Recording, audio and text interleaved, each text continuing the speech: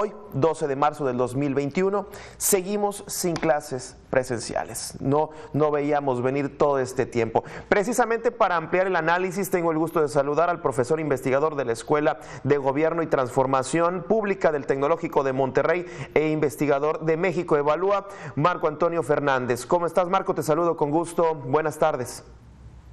Hola Gabriel, muy buenas tardes, gracias por el espacio y porque realmente debo reconocer cómo ustedes en sus distintos espacios no dejan el tema educativo. Me parece que es vital, dado la afectación que la sociedad está teniendo en estos momentos derivado de la pandemia y la generación de chicas, chicos, realmente está en peligro.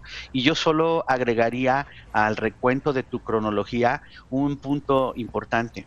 En aquella conferencia en abril, el entonces secretario de Esteban Moctezuma había anunciado que el ciclo escolar anterior iba a terminar el 17 de julio.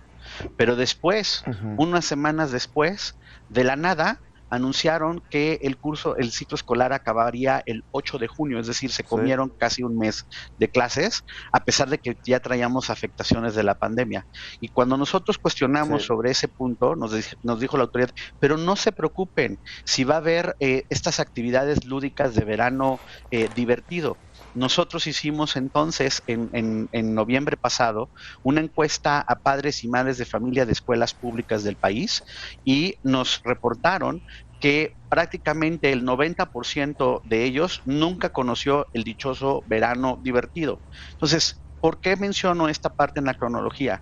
Porque esto es solo un retrato del problema de cómo la autoridad realmente no ha ejercido el liderazgo para poder enfrentar el reto que tenemos como país de cara a la pandemia. Yo puedo entender que en esta fecha, hace un año, nos agarraron con los dedos en la puerta y que el sistema educativo no estaba preparado. Pero un año después, esa excusa ya no se puede aceptar.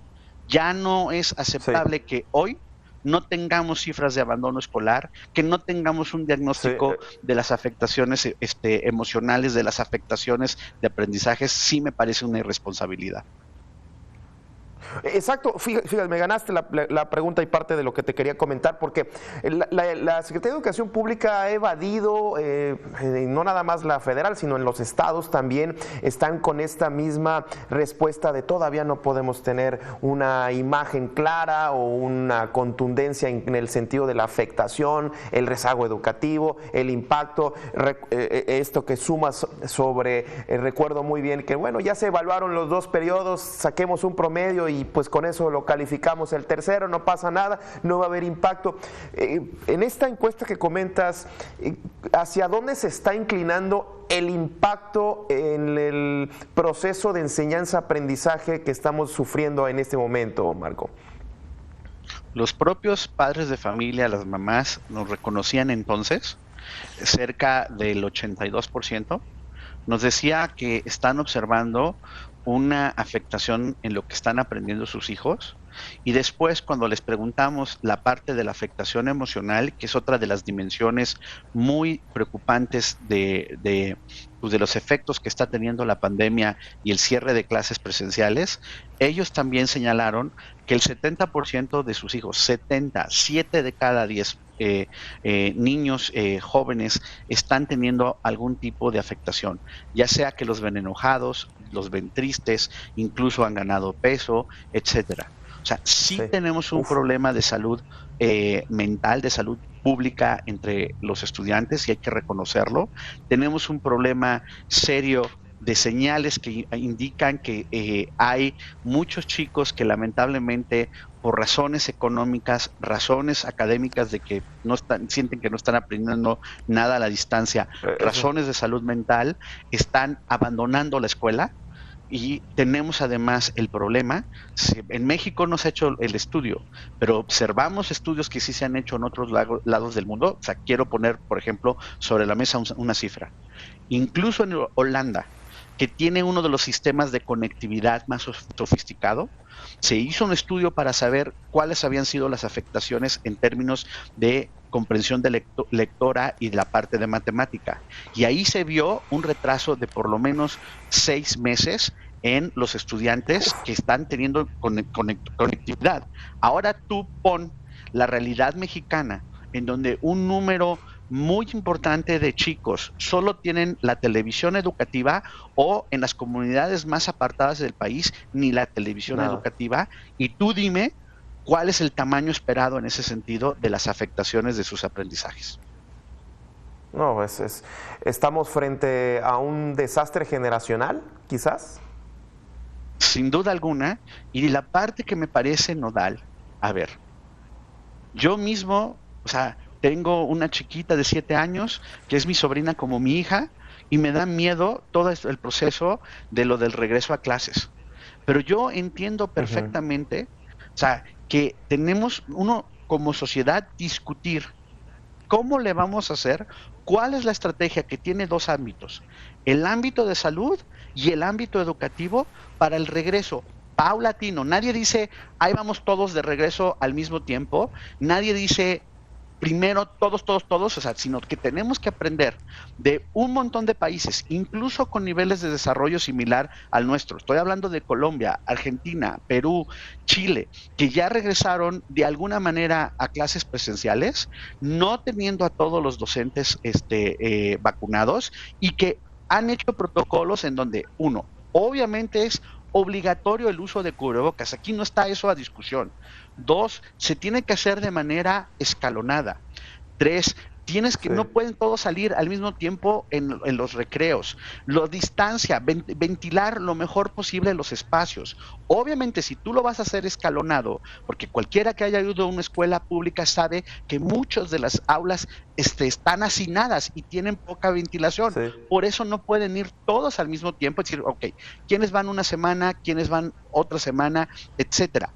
Toda esa es la parte, digamos, logística básica que se tiene que hacer. Una cosa que nadie quiere reconocer es cómo los países que han tenido más éxito en este regreso no te firman una responsiva solo de los papás de que están libres de COVID, no, sino que lo que necesitas es hacer un número más importante de pruebas, tanto a los alumnos como a los docentes, para poder tener un mejor monitoreo del grado de potencial de infecciones en un plantel. Y obviamente todo el protocolo de seguimiento, contacto y demás. Toda es la parte, Gabriel. Esta es la parte logística, pero está la parte educativa que tampoco la autoridad ha dicho esta boca es mía. O sea, a ver, ¿qué vamos a hacer?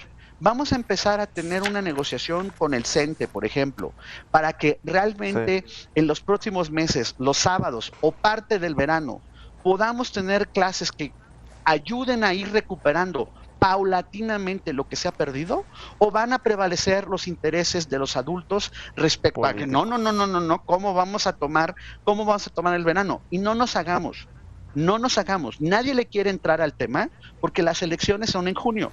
Entonces, como es una papa caliente, mejor nos lavamos las manos y seguimos abriendo cines, teatros, centros comerciales, pero las escuelas, a esta altura, no tenemos prácticamente en todo el país, salvo los casos híbridos o de los pilotos, en escuelas privadas, no en escuelas públicas, en Jalisco y en Coahuila. A ver, nos han dicho que semáforo verde. ¿Cuántos meses tuvo semáforo verde Campeche? Oiga, no es que necesitamos vacunarlos, ya están vacunados los maestros. ¿Se ha movido un solo dedo por parte de la autoridad educativa estatal para poder empezar a ver la apertura de clases? Ahora salieron hace unas semanas con la ocurrencia de, no, mejor vamos a hacer una encuesta. Hagamos una encuesta para ver si estamos a favor del regreso. Yo les adelanto, la encuesta que nosotros hicimos con representatividad nacional en noviembre decía que el 80% de las mamás y los papás no quiere un regreso presencial. Y es ahí donde la autoridad tiene que ejercer su liderazgo y explicarle a la sociedad las consecuencias, Gabriel, de lo que esto significa si seguimos teniendo las escuelas cerradas. Bien, pues muchísimas gracias por esta charla. Es impresionante ver frente a este desastre que estamos viendo y que pues parece que nadie quiere hablar. Inclusive ya la propia secretaria de Educación, Delfina Gómez, planteaba un recorte de personal por esto de la austeridad, cuando en realidad se debería de estar planteando quizás hasta más infraestructura y más maestros. Marco, te es que justo, perdón, nada más rápido, Gabriel. nada más No, rápido. adelante. Es que justo esto es lo inaceptable.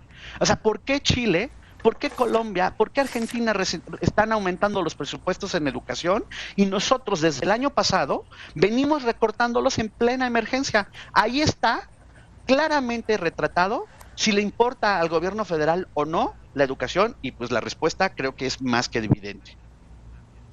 Uf, muy, muy duro, cierto. Bien, muchísimas gracias. Gracias a ti.